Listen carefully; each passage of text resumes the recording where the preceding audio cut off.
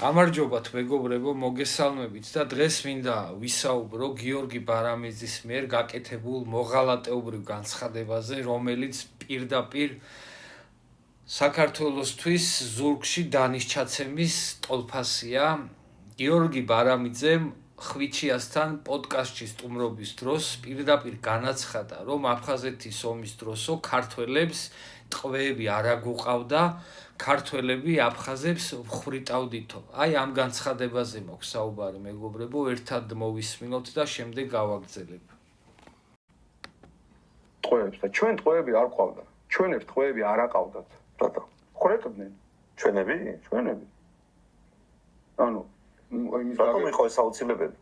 აუცილებელი არ იყო აბსოლუტურად, რა თქმა უნდა, მაგრამ როცა ადამიანს ბიძაშვილს მოგიკლავენ, მას მოგიკლავენ, მეგობარს მოგიკლავენ, ხო? იქ ემოციის შეკავება ძალიან ძნელია და ეხლა მე ისე კი არ ვამბობ, ვინც ხრეტდა ეხლა. იქით ამოდენაც ხო იგივე ხდებოდა? იქ დისციპლინა იყო. იქ. ოკეი. იქ იყო, იმიტომ იქ იყო რუსული დისციპლინა. აი ამ განცხადებაზე მაქვს მეგობრებო საუბარი, რომელიც დარწმუნებული ვარ, ყველა თქვენგანმა უკვე არაერთხელ მოისმინეთ და იხილეთ. დიახ, ეს გახლავთ საქართველოს ინტერესების წინააღმდეგ მიმართული განცხადება, რომელიც პირდაპირ ღალატის ტოლფასი გახლავთ. გიორგი ბარამიძე არ გახლავთ ჩვეულებრივი უბრალოდ ამ ქვეყნის მოქალაქე.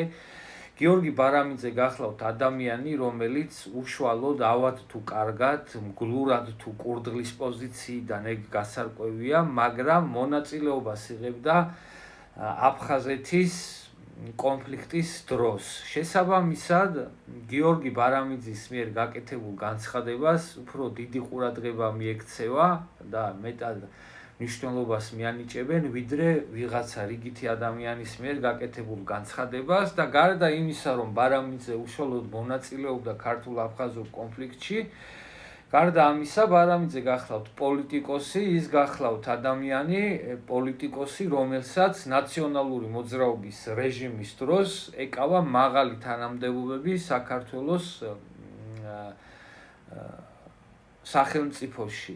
იგი გახლდათ როგორც თავდაცვის მინისტრი, ასევე შინაგან საქმეთა მინისტრი და არაერთი მოწვევის პარლამენტის წევრი. შესაბამისად, როგორც უკვე აღნიშნე, ბარამიძის მიერ გაკეთებულ განცხადებას, რა თქმა უნდა, მიაქცევენ ყურადღებას და რა თქმა უნდა, წონა და ფასი სხვა აქვს, ვიდრე ჩვეულებრივი რიგითი ადამიანის მიერ გაკეთებულ რიგით განცხადებას.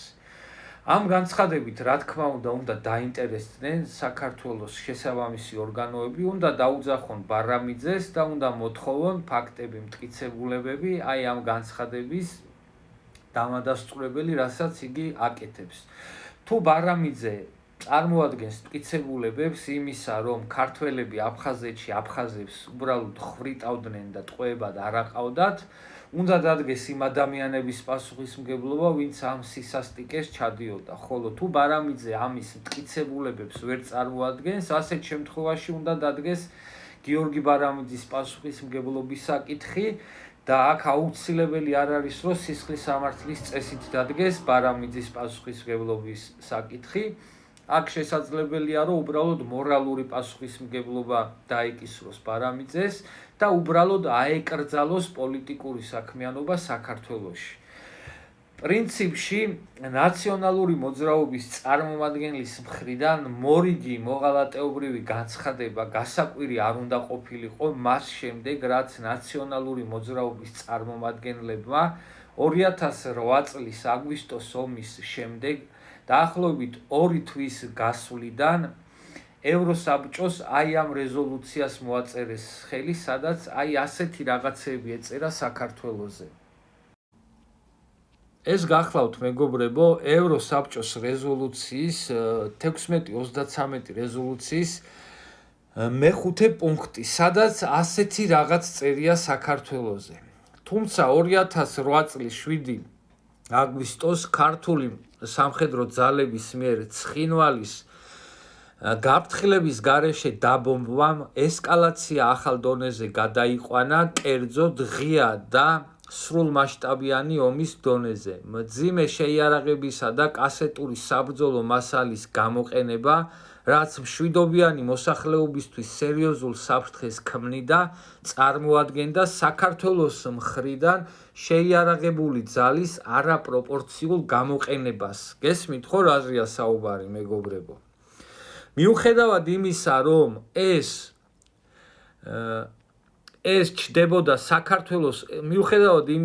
ეს ხდებოდა საქართველოს საკუთარ ტერიტორიაზე, შესაბამისად ეს იყო საერთაშორისო ჰუმანიტარული სამართლის დარღვევა და საქართველოს მიერ კონფლიქტის მშვიდობიანი გზით გადაწყვეტის ვალდებულების დარღვევა. ამ რეზოლუციაში ესე იგი საუბარია იმაზე, რომ საქართველოს საერთაშორისო ჰუმანიტარული სამართალი დაარღვია და ასევე საქართველოს დაარღვია ვალდებულება, სადაც მშვიდობიანი გზით კონფლიქტის გადაწყვეტაზე იყო საუბარი. აქ ამ პუნქტში ასევე საუბარია, რომ საქართველოს მხრიდან გამოყენებული იყო კასეტური ბომბები და გადამეტებული ძალა და ასე შემდეგ, მაგრამ მიუხედავად ყველაფრისა ნაცებმა ამ რეზოლუციას ხელი მოაწერეს. ასევე ამ რეზოლუციის მე-11 პუნქტში მიდის საუბარი იმაზე, რომ თითქოს ერთნაირი პასუხისმგებლობა ეკისრება ქართულ და რუსულ მხარეს.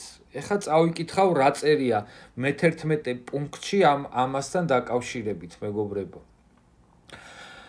ასამბლეა შეშფოთებულია ომის კონტექსტში ორივე მხარის მიერ ადამიანის უფლებებისა და ჰუმანიტარული სამართლის დარღვევებით, როგორიცაა სამოქალაქო პირების განზრახ ან თავიდან აცილებადი მკვლელობა ან დაჭრა, აგრეთვე ქონების განადგურება, კერძოდ როგორც ქართული, ისე რუსული სამხედრო ძალების მიერ სამოქალაქო ტერიტორიებზე განურჩეველი ძალისა და იარაღის გამოყენება შეიძლება ჩაითვალოს ომის დანაშაულად, რომელიც სრულად უნდა იქნეს გამოძიებული. აი ამ შინაარსის რეზოლუციას, სადაც აი ეს პუნქტებია ჩაწერილი, მეგობრებო, ხელი მოაწერეს გიგი წერეთელმა, რომელიც იყო დელეგაციის ხელმძღვანელი, ნაციონალური მოძრაობის წევრი, პეტრე ცისკარიშვილმა ნაცმა, დავით დარჩიაშვილმა ნაცმა, ელენე თევდორაძემ ნაცმა, გიორგი კანდელაკმა ამანაც ნაცმა და ლევან ვეფხვაძემ ქრისტიან დემოკრატების პარტიიდან იყო წარმომადგენელი ვეფხვაძე. პრინციპში აი ამ რეზოლუციაზე ხელის მომწერი პარტიის წარმომადგენლიდან არ უნდა გაგვკვირვებოდა დღეს მოღალატეობრივი განცხადების მოსმენა, მაგრამ ყოველ ჯერზე ფაქტია, რომ მტკივნეულია, როცა ისმენ შენი ქვეყნის ინტერესების წინააღმდეგ მიმართულ განცხადებებს. დიახ, გიორგი ბარამიძის მიერ გაკეთებული განცხადება იაგო ხვიჩიას პოდკასტში არის საქართველოს ინტერესების წინააღმდეგ მიმართული განცხადება, რომელიც პირდაპირ ზურგში დანის ჩაცემის ტოლფასია საქართველოსთვის და ქართული მხარისთვის. აი ამას წარმოადგენს რეალურად ნაციონალური მოძრაობა, მეგობრებო, და აი ამ შინაარსის პარტია გახლავს.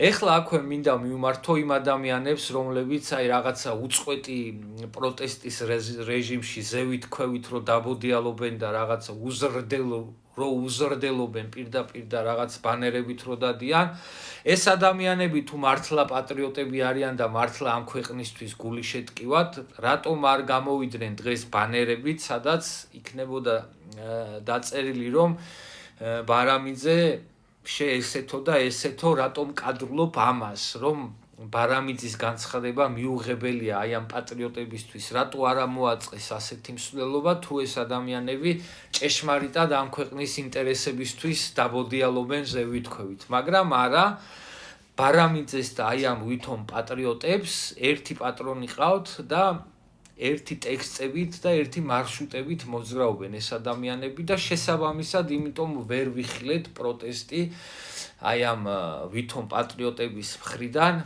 გიორგი ბარამიძის მოღალატეობრივ განცხადებასთან დაკავშირებით. ეს არის, მეგობრებო, ამის თქმა მინდოდა და დაგემშვიდობებით. ეხლა ყველაფერს კარგს და საუკეთესოს გისურვებთ.